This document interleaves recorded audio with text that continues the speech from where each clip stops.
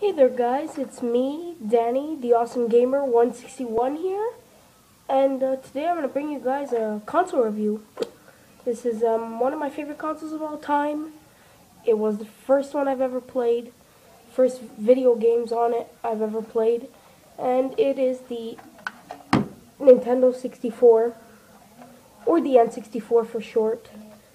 Before releasing it, Nintendo was calling it the Ultra 64. But then when they released it in North America, I think it might have been 1996, and other parts of the world in 97.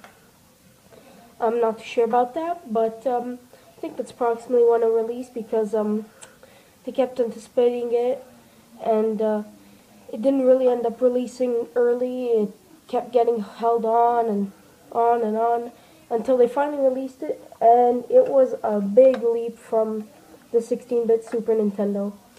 But yeah, so let's take a look at it. In the front, right there, you have the logo, Nintendo 64, that little childish N. You have 4 controller ports on the front, 1, 2, 3, 4. And yeah, this one was the first ever console to have 4 controller ports on it, so props to Nintendo for doing that. And that's it for the front. Up here you have your power switch, on, off, the reset button. It feels like a normal reset button. The cartridge slot, that is like a mouth, see? And the vents up here up top. And this thing here, which is the memory expansion pack. Nintendo released it. I don't have it at the moment, but yeah, Nintendo released that basically to turn your Nintendo 64. It gave it more memory. So yeah, that's it. I don't have mine yet, but you can't play one of the Zelda games, Majora's Mask. You can't play that. Down here at the bottom you have an extension port, which was never used. I think there might have been a CD add-on in Japan, but that's about it. And now for the back, you have this where your power goes and your cables. It kind of looks like this. That's your power pack, and that's what it looks like in the console. Fits in nice and tight. Nothing looks like this anymore. No other console has this. And it kind of looks like it's a piece of the console.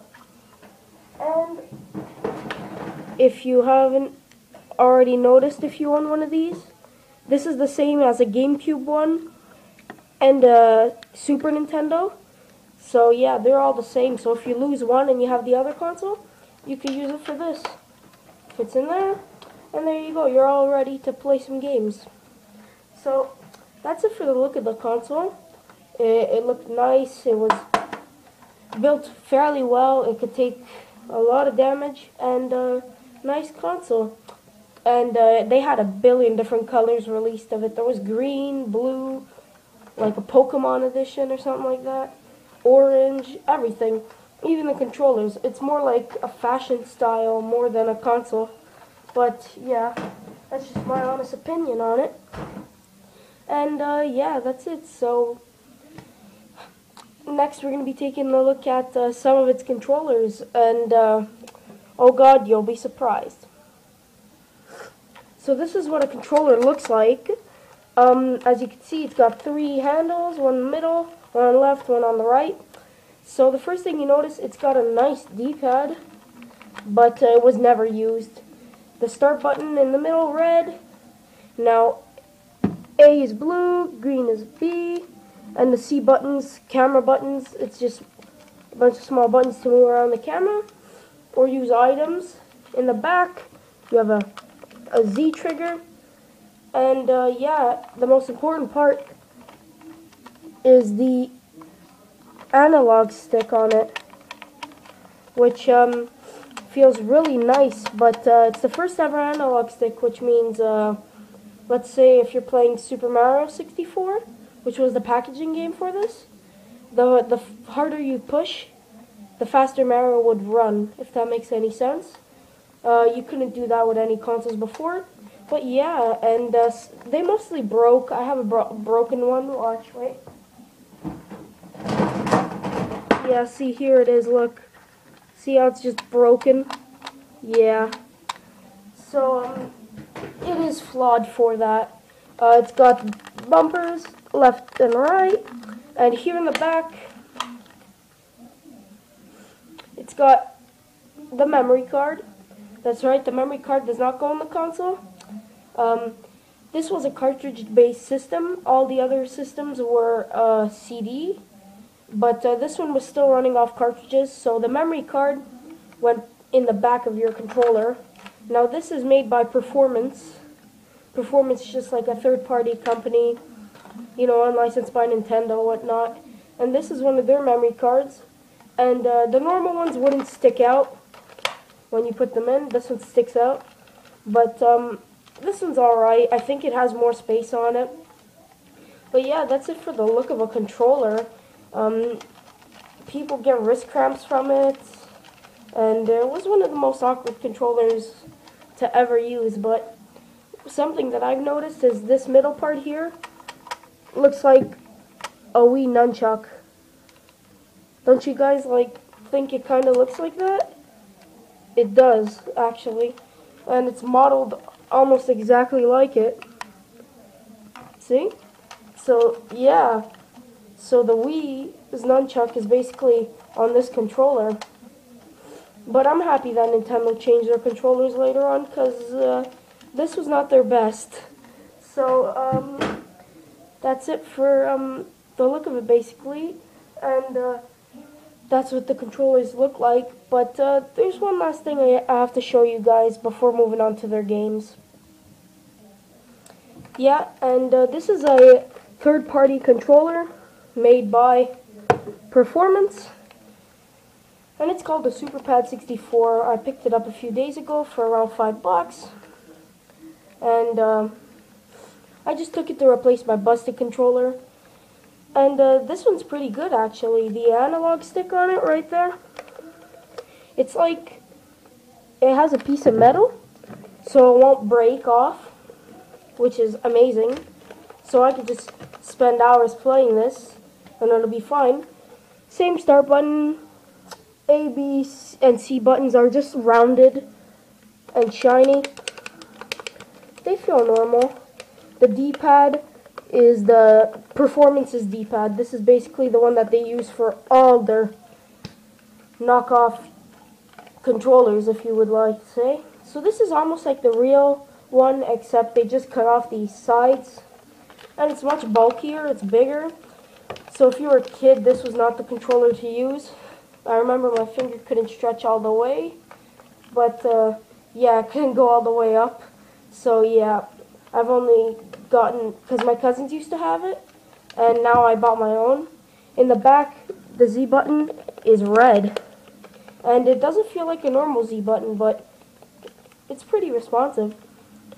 And the L and R buttons at the top, they don't like click, they're just like soft presses, if that makes sense to you guys. And the memory card fits in too, and just sticks out a little bit, even if you have mine. But that's it for the controllers. So yeah, this is the SuperPad 64 by Performance, and this is the one that I use now for my gaming and anything on the Nintendo 64.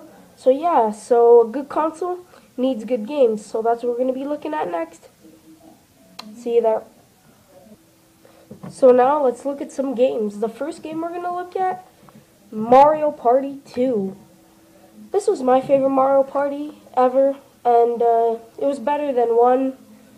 3 was just a little bit better than this one, but if I'd have to recommend one, it's this one.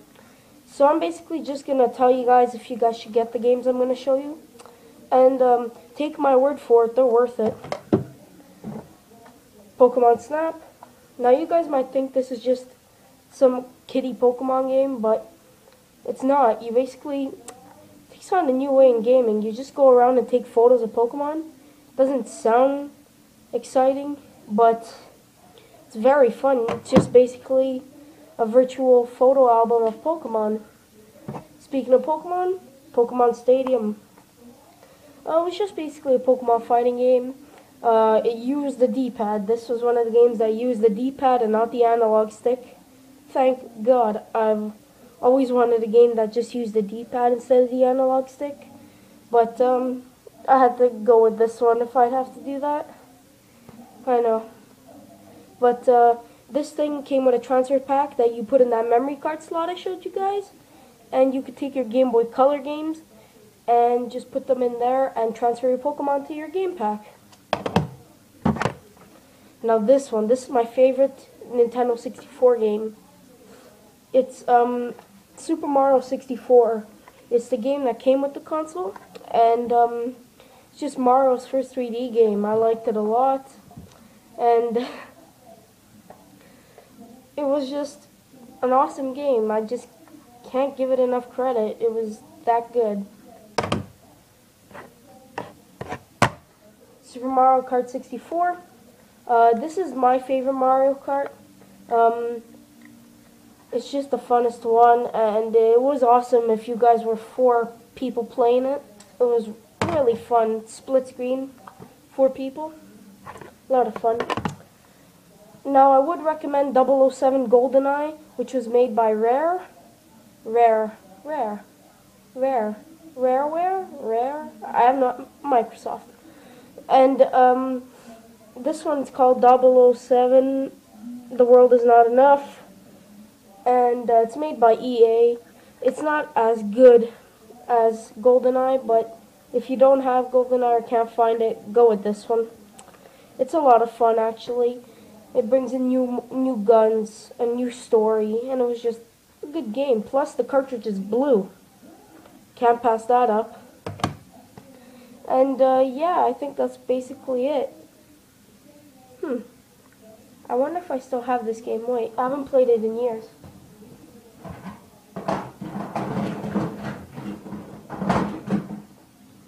Oh my God, I found it.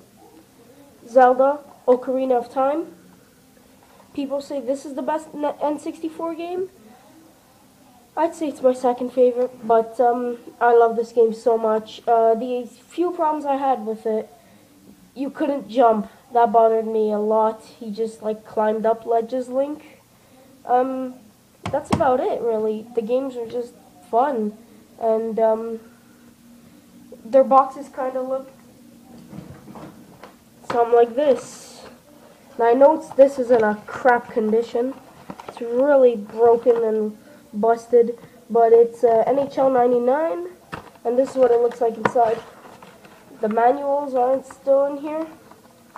Well, they're not actually. It's just the manuals, I probably lost them or something, but that's what a game looks like in it. And you just slip it in there.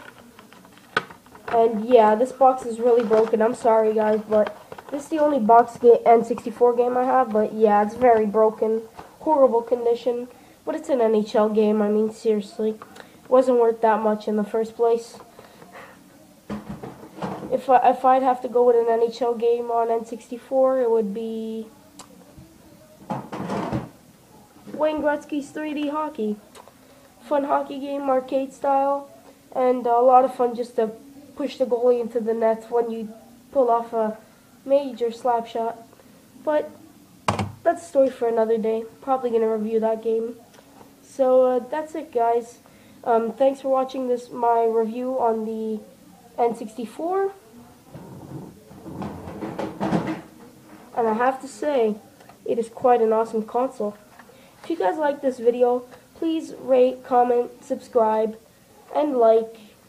The more likes I get, the more videos that I'll probably make. And subscribe if you want more too, because there's going to be more. I'm going to do a whole bunch of console reviews, all the consoles that I have. But then again, that's a story for another day. This has been Danny, the Awesome Gamer 161, and happy gaming, guys.